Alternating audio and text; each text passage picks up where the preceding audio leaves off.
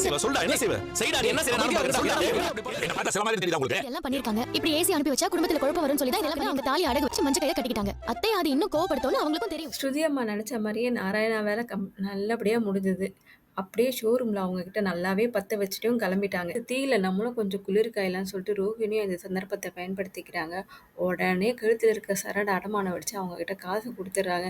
ஏன்னா வீட்ல பிரச்சனை வெடிக்கணும்ல அதுக்காக. ஏன்னா அவங்க கிட்ட தான் 15,00,000 கேஷ் கையில இருக்குல்ல. அத எடுத்து குடுக்க வேண்டியது தானே.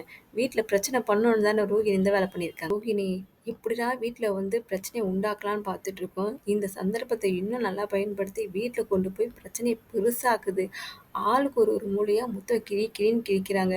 இதுல அண்ணன் தம்பிக்குள்ள அடிதடி சண்டையே வருது. இத பார்த்த ரோகிணிக்கு அப்படியே மனம் குளிர்ந்து போறாங்க.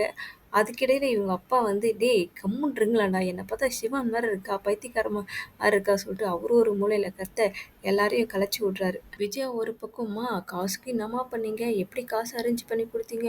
"இல்லம்மா, என் மானத்த காப்பாத்தணுன்றதுக்காக ரோகிணி பாருங்க, சரட அடமானம் வச்சு என் மானத்த காப்பாத்துச்சு." உடனே நம்ம விஜயா கூடயே பூரிச்சு போறாங்க. பூரிச்சு போயிட்டு அப்படியே அந்த அம்மாகிட்ட போய் கட்டி பிடிச்சு ஒரே அழுக சீன் தான் ஓடிட்டு இருக்கு. ஏங்க பாருங்க, நம்ம வீட்டுக்கு வந்த மருமக மஞ்ச கயிற போட்டுட்டு இருக்கா. இத பாருங்க. உடனே நம்ம முத்து சும்மா இருப்பாரா? ஏன் மீனா கூட தான் மஞ்ச கயிறு போட்டிருக்கு. அத பத்திலாம் என்னைக்காச்சும் யோசிச்சிருக்கீங்களா? டேய் மீனாவும் ரோகிணியும் ஒன்னடா? என் மருமக பணக்கார வீட்டு மருமக. அவளாம் வந்து வெறும் மஞ்ச கயிற போட்டிருக்கலாமா? இவ போடலாம் சொல்லிட்டு மீனாவ அசிங்கப்படுத்துறாங்க. மீனாக்கு அழுக தாங்க முடியல. இன்னைக்கு ரோகிணி விஷயம் வெளிய தெரிய போதோ, அப்ப விஜயாக்கு இருக்கு பெருசா ஆப்பு. அன்னைக்கு முத்து வைக்க போறாங்க பாருங்க. நம்ம வெயிட் பண்ணி பார்ப்போம். அப்பா பயங்கரமா திட்டிட்டாரு. முத்துக்கு ஒரே சோகம். போய் கிச்சன்ல போய் உக்காந்துக்கிட்டாரு. மீனா அங்க போறாங்க. "ஏங்க உங்களுக்கெல்லாம் அறிவு இருக்கா? நீங்க எதுக்கு இந்த விஷயத்துல தலையிடுறீங்க?" "இல்ல அவங்க பண்ணது தப்பு தானே. வீட்ல பிரச்சனை பண்ணணும்னு தானே பண்ணியிருக்காரு. எனக்கும் தெரியும். அவங்க வந்து வேணும்னே தான் பிரச்சனை பண்ணியிருக்காங்க. குடும்பத்துல பிரச்சனை வரணுன்றதுக்காக தான் ஏச வாங்கியிருக்காங்க. அதுக்கப்புறம் இந்த சந்தர்ப்பத்த ரோகிணியும் பயன்படுத்திக்கிறாங்க. அவங்களுக்கு ஒரு மூலையில பிரச்சனை பண்ணிட்டு இருக்காங்க. இருக்கட்டும் எல்லா விஷயமும் எனக்கும் தெரியும்.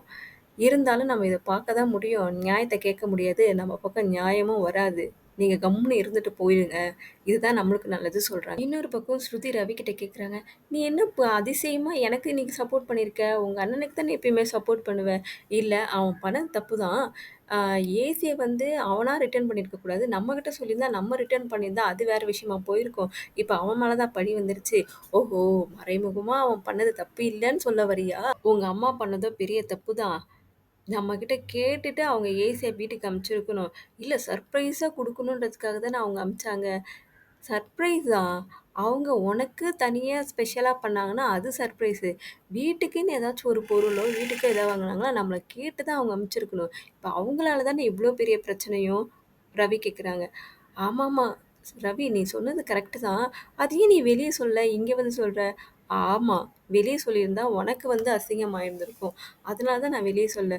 உன் பேர எதுக்கு நான் கெடுக்கணும்னு சொல்லிட்டு தான் நான் கம்முன்னு இருந்துட்டேன்." உடனே நம்ம ஸ்ருதிக்கு வந்து சந்தோஷத்துல துள்ளி குதிக்கிறாங்க. நம்ம புருஷன் நம்ம மானத்த காப்பாத்துறாரு சொல்லிட்டு ஒரே ரொமான்ஸ் சீன் ஓடிட்டுருக்கு.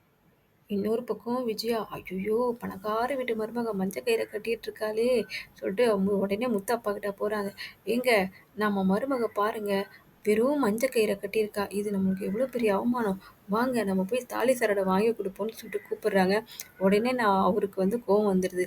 "ஏன் இவ்வளோ காலமா வந்து மீனா மஞ்ச கயிறு போட்டிருக்கா. அது வந்து உனக்கு அசிங்கமா தெரியலையா? இப்போ ரோஹிணி போட்டவொன்னே தான் உனக்கு அசிங்கமா தெரியுதா?" நியாயத்த கேட்குறாரு. மிச்ச கதைய நாளைக்கு பார்ப்போம்.